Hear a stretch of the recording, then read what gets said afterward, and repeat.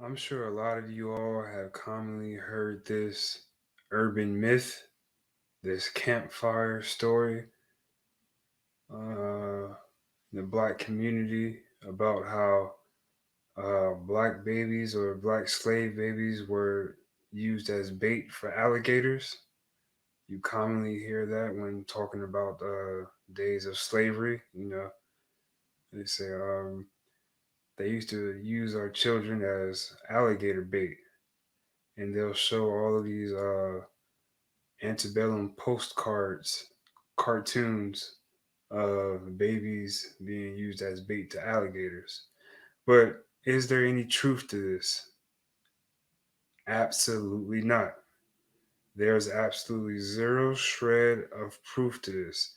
You'll never hear anybody cite the exact place where this happened, whose children were these babies being taken from, uh, the exact date and time, nothing.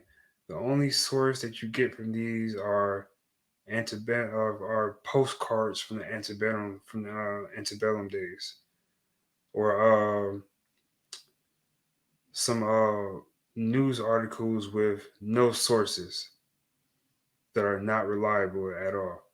And so we're going to debunk this. Were black children used as alligator bait in the American South? I'm sure we all have seen postcard pictures like this.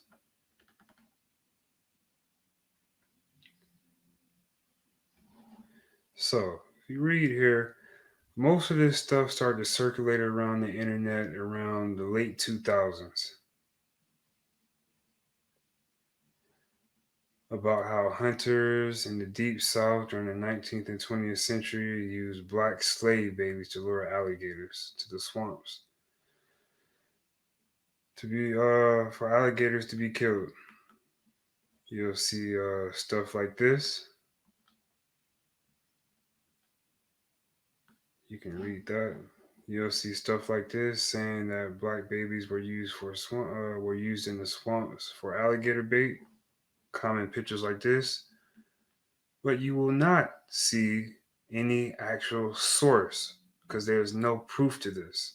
Here's another popular forum from 2012 asserting that black infants were not only routinely served as alligator bait, but horribly skinned alive in preparation for it, which is also false, by the way. There's no proof. There's no proof of this. There's no cited sources.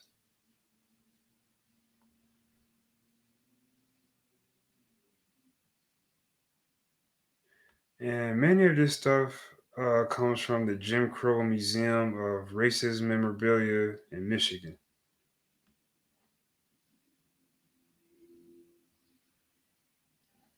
A 2014 article in the Miami New Times agreed that these claims are supported by good research. It has been pretty well documented recently that during slavery in the 20th century, black babies were used as alligator bait in North and Central Florida. One of the most frequently cited sources for said documentation, like I said before, comes from the Jim Crow Museum at Ferris State University in Big Rapids, Michigan, which does in fact house artifacts such as postcards, knickknacks, and product packaging, demonstrating how pervasive derogatory imagery of black people was in American popular culture right up into the 20th century. Mammy's Little Alligator Bait, shelved in the museum alongside the many stereotypical representations of Pekingese, sorry, Pekingese, which is a racial slur applied to African American youngsters speaking fractured English, eating watermelon, catching possums, and similar cartoonish portrayals of black children, and sometimes black adults as worthless alligator bait. We've all seen these stereotypical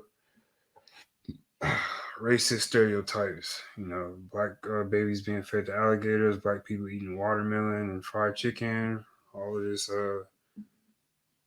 racist stuff from the antebellum times. In a chapter by the name in her book, a 2002 book, Ceramic Uncles of the Kaleoid Mammies, Black Images and Their Influence on the Culture. UCLA folklorist and African American Studies professor Patricia Turner wrote that such artifacts depict more than just the presence of a negative stereotype. They implicitly represent a form of aggression in eradicating an unwanted people. Most of these ugly images, evidently regarded as humors in their day, are variations of the scenes depicted in the vintage postcards below. Most of these stories comes from vintage postcards like this. We've seen this one. Also, a representation of black children as alligator bait was perpetuated in motion pictures and popular song. For example, the Not So Sweet Lullaby, Mammy's Little Alligator Bait, composed by Henry Wise and Sidney Perrin in 1899.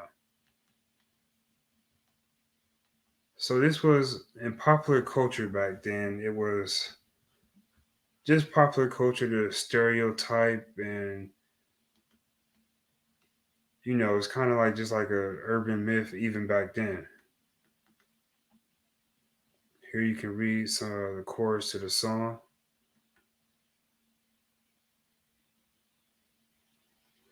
So, despite confirming the widespread decimation of such grotesque representations of African Americans in the 19th and 20th centuries, however, the existence of these artifacts does not suffice to prove that black children were literally used as alligator bait in the South. Neither do press reports dating back to that time period when the practice was supposedly commonplace. Now, we're going to get down to some actual sources of where this even started. Zoo specimens coaxed to summer quarters by plump little Africans. An article in the Jim Crow's Museum website arguing that real life alligator bait incidents, however rarely they may have occurred, have been documented, relies mainly on contemporaneous news reporting as evidence, such as. You can read all of this for yourself. In 1908, Washington Times reported that a keeper in the New York Zoological Garden baited alligators with pickaninnies out of their winter quarters. In the article, two small colored children happened to drift through the reptile house among the thronged visitors and they were pressed into service. Blase, blase. The alligators were coaxed into their summer quarters by plump little Africans. So, this comes from Washington Times in 1908. The passage accurately quotes a story that appears in the Washington Times and many other papers across the country on June 13th, 1908.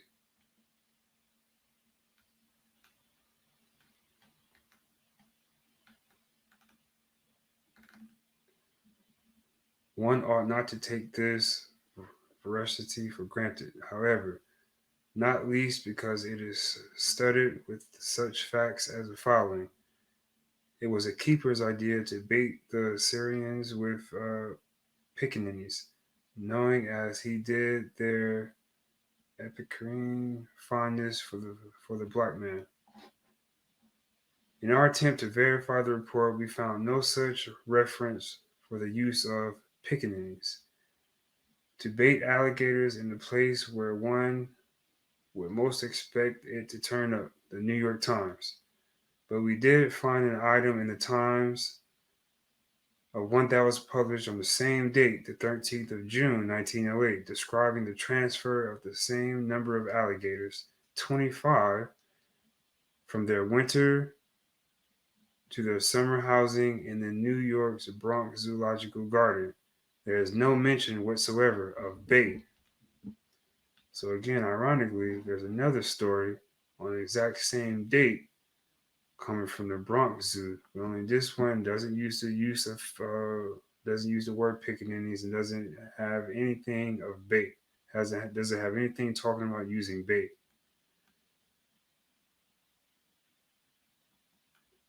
You can read this for yourself. This is talking about how the alligator was not lured with bait. It was lured from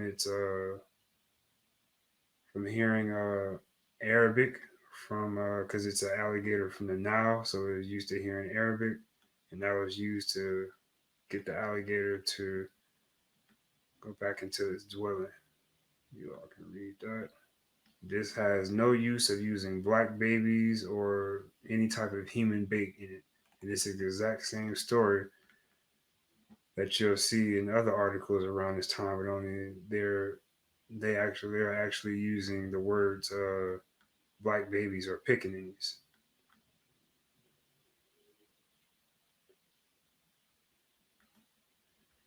It's the same incident, clearly, and just as clearly, the pickaninnies as bait trope must have been fabricated by out of town editors with no qualms about exploiting racist stereotypes to sell a story.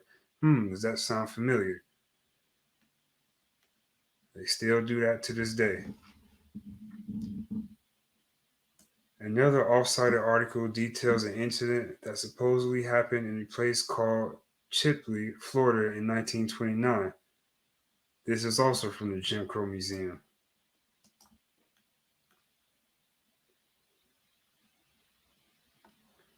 The headline is September 21st, 1923, Oakland Tribune reads, Pickaninny bait lures ferocious gator to death. The mother gets her baby back in perfect condition, also $2. Okay, you all can read this for yourselves.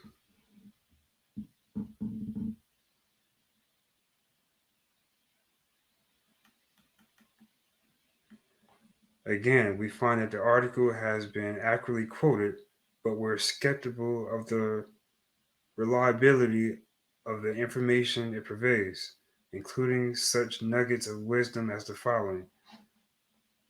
Above all other things, the alligator is most fond of human flesh as the item of his diet.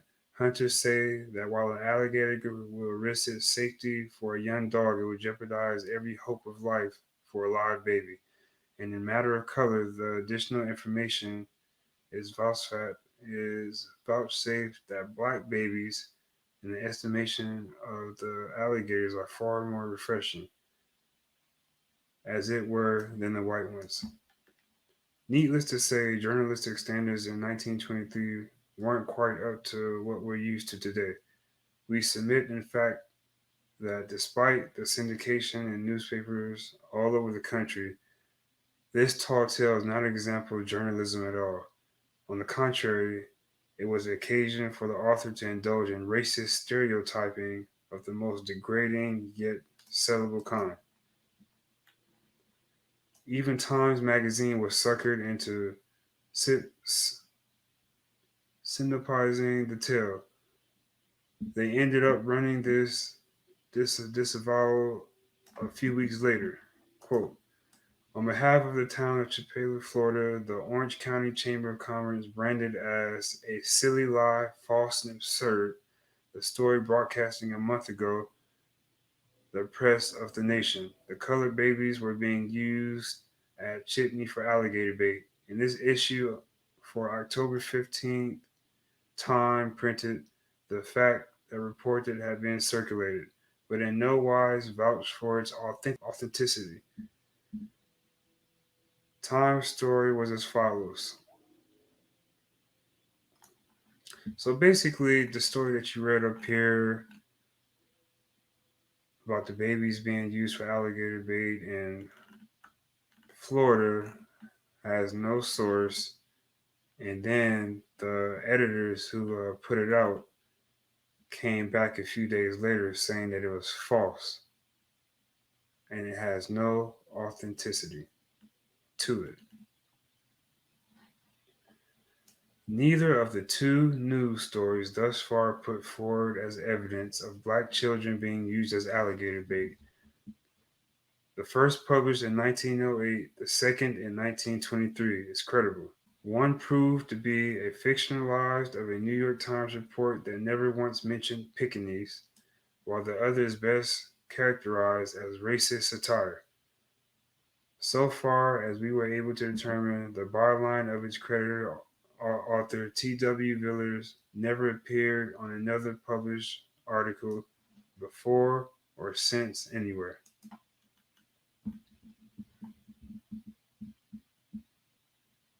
Now, we've established that these have come from unreliable news sources that are not authentic at all, don't have any sources, and they copied from each other, substituting words for racist satire.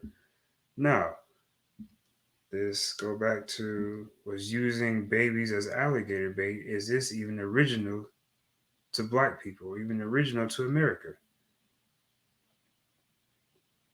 A peculiar of the crocodile hunting in East India.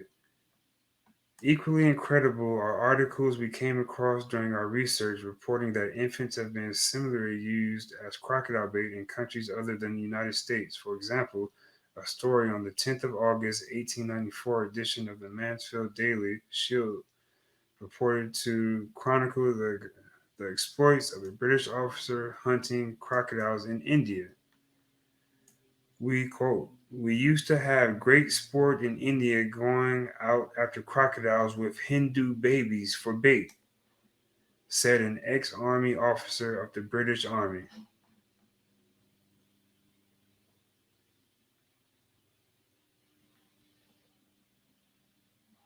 Where did we get these babies for bait? From their mothers. All the fellow who wanted to go crocodile had to do was to noise abroad his intention, and it wasn't long before a native woman would flock in with their babies to be rented out for bait. The ruling price per head for the young heathen was about 6 cents for the day.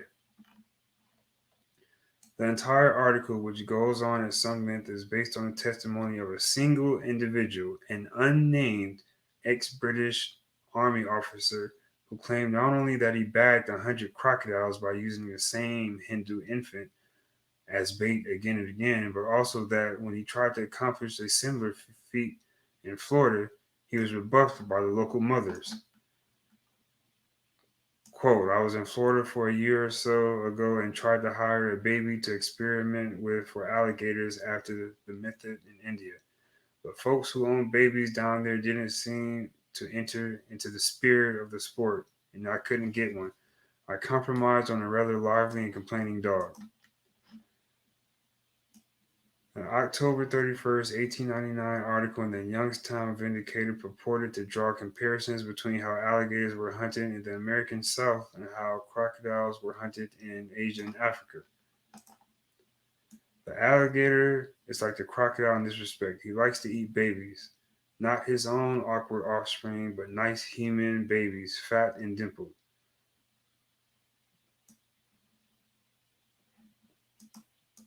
A nice fat baby is rented for the occasion from a cracker mother, who's basically a redneck hillbilly southern woman, to whom a $50 is ample for the risk of her child to run.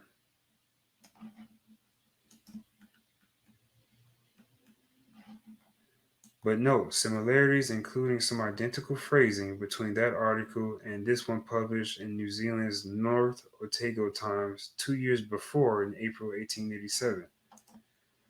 Crocodiles like to eat babies, not their own awkward offspring, but human darlings, fat and dimpled. Skinny babies are not adapted to the crocodilian palate and are passed by almost with scorn.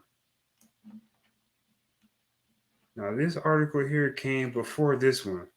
It's exactly the same word for word, only just certain racist, stereotypical groups are substituted for one another. We found many other instances of the adaptation of this story, which, despite appearances, almost certainly originated in the United States. Some versions dating back to 1888. It was still making rounds 10 years later. Jews as crocodile bait. Perhaps the oddest variant of this bait theme we came across was the story published in the Toronto Daily Mail on the 28th of May, 1891, holding that Jewish babies were stolen from Russia were being used as bait to hunt crocodiles in Egypt. For a year or so, hundreds of Jewish babies have been stolen and shipped to various ports in the Nile to be used as bait by crocodile hunters. You all can read that for yourself.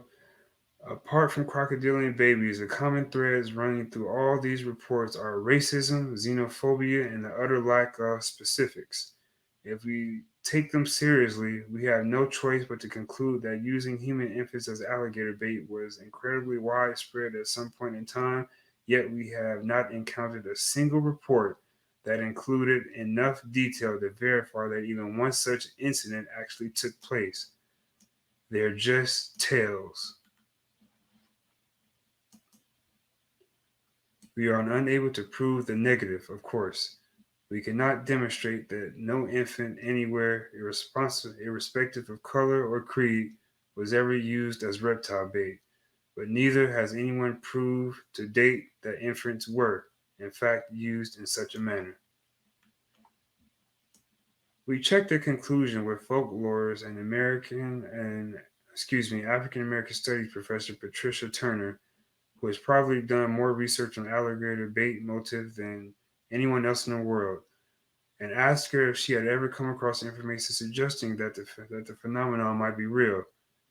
Quote, I have not seen any evidence to suggest that it was true, she said, adding that it would have been all the more unlikely during the era of slavery when a black child would have been much more valuable commodity than an alligator.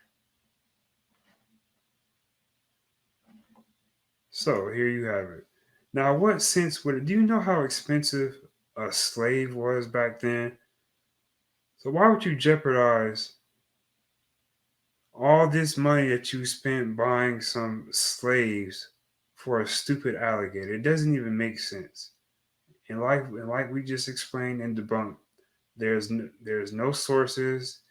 You can't give any names of the people, the names of the sources it came from, the person who said it, the family it came from, the date, the time, the place, nothing. Nothing of it can be verified. It's false. It doesn't even sound realistic if you know how much a slave cost. For those of you who thought that slaves were just so common in the South, you thinking that every single white person was a slave owner. No. Most white people were poor. You had to have a lot of money and be pretty wealthy to own a slave. So, and how much were slaves? If it's converted to today's time, here. Well, you have by that is determined by what skills the slave has, age, gender, uh, disabilities, domestic skills. Um, if the slave was known to be a runaway, that would also take away. If the slave was crippled. If the slave was said to be a drunkard, that would take away from how much he was worth. Physically impaired. All these go into account to how much a slave would be worth. That's why there's different prices on each slave. But let's get to it. If you look at this graph, how much slaves would be worth. Using these measures, the value in 2020 of $400 in 1850, the average price of a slave that year ranges from $14,000 to $240,000. Do you hear that? The average cost of a slave converted into today's currency would be between $14,000 and $240,000. Now, are you going to spend $14,000 to buy some babies to use as bait for a fucking alligator? No. That doesn't even make sense. It's just a silly campfire myth. And not every white person owned slaves. As you can see, you had to be pretty wealthy just to own a slave. And this comes from somewhere. During the slave era, our ancestors in America were only considered three-fifths of a human being. That is false. Whenever you hear somebody saying that black people were considered to be only three-fifths of a human, as if they weren't all human, I want you to go to this. That is a misinterpretation of the Constitution. Here, the U.S. Constitution does not relegate blacks to three-fifths of a person status. Article 1, Section 2 of the U.S. Constitution states representatives and direct taxes shall be apportioned among the several states which may be included within this union, according to their respective numbers, which shall be determined by adding to the whole number of free persons, including those bound to service for a term of years, and excluding Indians not taxed, three-fifths of all other persons. The other persons were slaves. So this is saying three-fifths of a group of people were counted and included in this. That's not saying anything about them only being three-fifths of a human. That is a misrepresentation. So now that we have that all cleared up and debunked, goodbye. Y'all tune in next time.